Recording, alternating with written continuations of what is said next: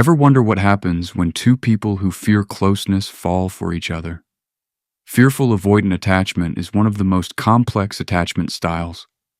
It's a push-pull dynamic. They crave connection, but at the same time, they fear rejection, abandonment, or even losing themselves in someone else. So when two fearful avoidants meet, the connection can feel magnetic, intense, almost rare. But underneath that intensity, there's instability. When both people want love, but don't feel safe enough to fully receive it. Here's what usually happens. In the beginning, everything feels different. The connection happens fast. Conversations go deep, quickly. There's emotional chemistry, sometimes even spiritual or physical intensity. It feels like this person sees me, this person gets me. And because both people rarely feel understood, the bond can feel special. But then, the pattern begins. One person starts to get closer. They open up, they lean in, and suddenly they feel exposed. So they pull back. The other person feels that distance, and now they lean in or shut down. And then something interesting happens. The roles switch.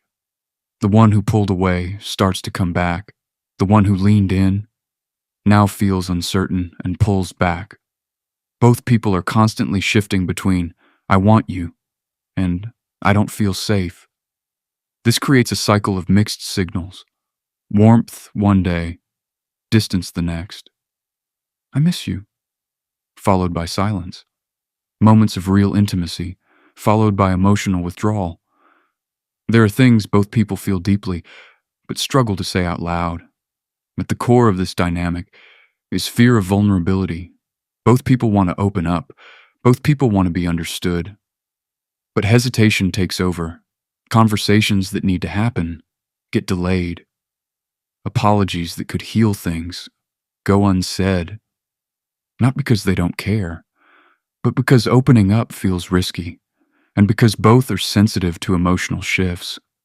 Small things start to feel big. A delayed reply, a change in tone, a moment of distance. These things can trigger overthinking, which leads to emotional reactions or complete withdrawal. And now both people are reacting instead of understanding. So what happens next? Distance, sometimes a full break. Then, eventually, someone reaches out, and when they reconnect, it feels strong again, comforting, familiar, intense, but without real resolution. The cycle repeats. This is the paradox of two fearful avoidants. Both people are thinking, I want closeness, but I don't feel safe enough to fully open. So the relationship becomes high emotion, but low stability. And even after it ends, the connection doesn't always feel over. There's often a thought that lingers. Maybe they're waiting for me to reach out. Maybe they're expecting an apology. And that thought can be hard to shake, because in fearful avoidant dynamics, both people often want reconciliation but are afraid to reach out, so each person can end up wondering if the other is silently waiting. But here's the key truth.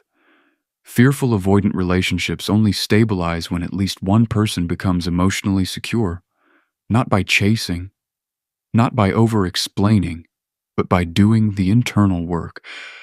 Reflection, self-awareness, emotional regulation. There's also something known as the Phantom X phenomenon, where a past relationship continues to live in your mind long after it's over. Not because it was perfect, but because it was intense. Because it activated something deep. But as someone moves towards secure attachment, something shifts. They begin to see the relationship more clearly. The emotional intensity starts to fade, not because it wasn't real, but because it was part of their growth. And many people eventually realize that connection woke me up emotionally, but it wasn't the one meant to last. So what does it actually take to move from fearful avoidant to secure? It starts with awareness, recognizing patterns like, I pull away when I feel overwhelmed. I get anxious when I feel distance. My reactions come from fear, not reality. That level of awareness changes everything, because once you can see the pattern, you're no longer controlled by it. Without awareness, this pattern continues. The push-pull repeats.